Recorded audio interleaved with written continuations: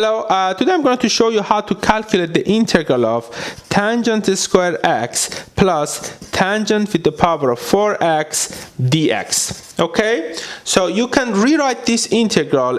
This integral is equal to, you can factor out tangent square x times 1 plus tangent square x dx. Okay, so now here this integral you can solve using the substitution rule. So if you define tangent x as u, if you take the derivative from each side of this equation, you will get derivative of tangent x is equal to 1 plus tangent square x times dx will be equal to du. Okay, so here all you need to do, you need to substitute these two expressions into this integral, and if you do that, you'll get, instead of tangent square x, I just write u2 because tangent x is u, therefore tangent square is u2, times, instead of 1 plus tangent square x dx, this is 1 plus tangent square x dx, I simply write du, which will be equal to u with the power of 3 divided by 3 plus c. Okay, here all you need to do is to substitute this parameter u with the definition of u, which is tangent x, which will be equal to tangent